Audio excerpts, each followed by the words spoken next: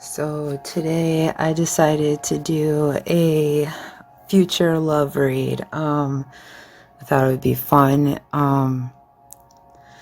It's like a who's coming towards you, 5 card cross. And that's what I decided to do today. So the first card in the first position is the Queen of Pentacles, but it's in the reverse. And the first card represent who is coming towards you in love, in a love situation, or if there's someone that is interested in you. It's also describing maybe some of this person's character traits, like who are they, not so much their intentions, but who they are as a person that is coming towards you. So the Queen of Pentacles in reverse can represent someone that has an imbalance in their family or an imbalance in work.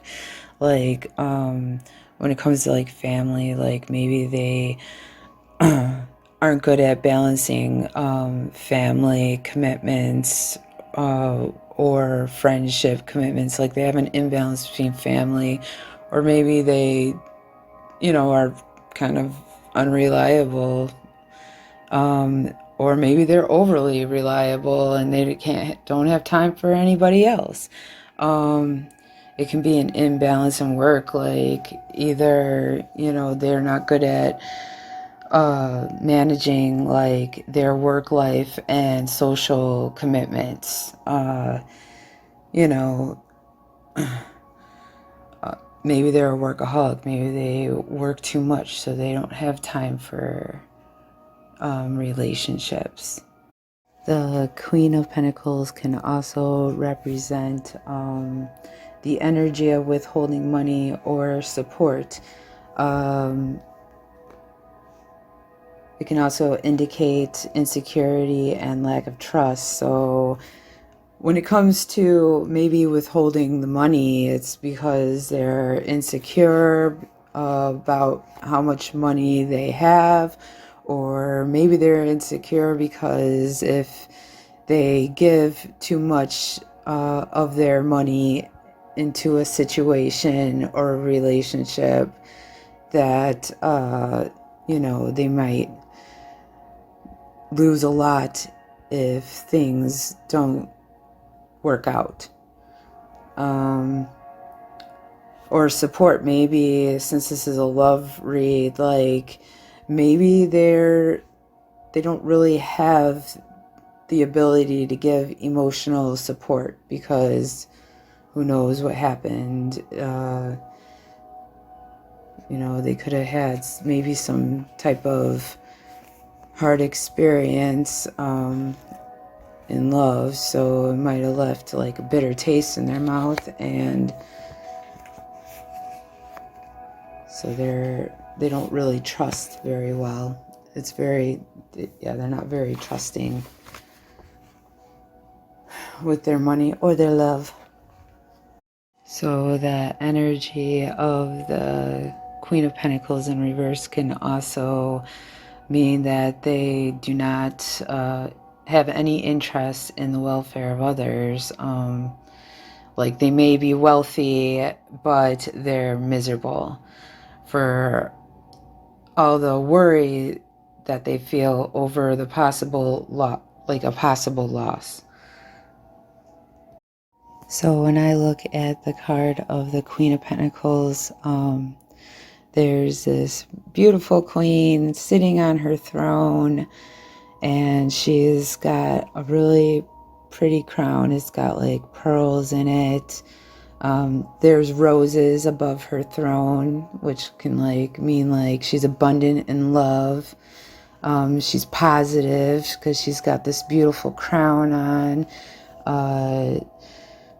She's got jewelry on. She's holding a bunny in her lap. So she loves animals. So she's, just loving, nurturing. She's got this pentacle in her hand, so she, is got her own stability. She's got her own money. In the background, it's a pretty valley with some mountains in the background there, and some orchids on the side of her. Yeah, she's definitely abundant. So she's abundant in material, and she's abundant in love, and she's nurturing. So for her to be in the reverse, and so far everything else that we've talked about, this person doesn't look very reliable. It seems like they're only interested in their own gains. Yeah, it just doesn't seem like a very good person that you would want to start a relationship with. So the second card that I have in the reading is the Three of Swords. And this position represents what their intentions are towards you. So with the Three of Swords in this position, the Three of Swords can represent sorrow, heartbreak, rejection, and grief. It could be that maybe this person just got their heart broken and they're coming towards you, but still, in either way, they're unreliable. They are not, open to share their emotions or their money. So they're not, they're just in it. Maybe they're rebounding, It could be that. Maybe that's why they're the Queen of Swords, or the Queen of Pentacles is in the reverse. But yeah, so yeah, there definitely could bring you some heartache, too. Like maybe they're just a player and, they just want to, get in and get out. So they're, they're going to maybe like woo you or try and like, come at you. But really, they don't have any good intentions towards you. Obviously, if they're going to bring you some heartache, they could ghost you afterwards. I don't think anyone wants to go through that shit. So when I look at this card, the Three of Swords, I see this heart suspended in the air, like in the clouds. It has three swords piercing it. And on each sword, on the handle, there's like snakes wrapped around the handles. That's kind of interesting. And then there's like raindrops coming from the clouds. So yeah, put you in that situation where you're going to be heartbroken and crying. So for the third card that I have in reading is the Nine of Swords. And in the third position, it represents your feelings towards this person. So maybe you know this person that's coming towards you, because with the Nine of Swords, it can represent nightmares, severe depression, intense anxiety, suffering, and victimization. And this is your feelings towards this person. So maybe you already know that maybe you had like a relationship with them in the past and it was, toxic, and it, brought you a lot of sadness. And if you don't know this person and you decide to take a chance on having some type of relationship with this person that's coming in, after everything is said and done, you know, you could be left having stress and anxiety over the relationship. You're obviously going to be, you know, depressed. It's not going to be a situation that you're going to want to, that you'd want to be in if you knew ahead of time. So when I look at this card of the Nine of Swords, it looks like she's sitting in her bed and she's, you know, can't sleep. She's, you know, laying her head on her hand and her hair is just like, you know, covering her. Like she's just like in deep distress over her situation. And you got like the swords, which represents the mind. So yeah, this person is really going to do, you know, some mind fuck with you if you decide to give it a chance. So the card that I have in the fourth position is the Ten of Rods. And in the fourth position, it represents how the person views you. So with the Ten of Rods in the fourth position, it can represent responsibility and burden and stress and hard work and achievement. So I would say with this card in this position, you know, they see you as someone that's reliable, someone that's responsible, someone that is hardworking, someone that has their shit together.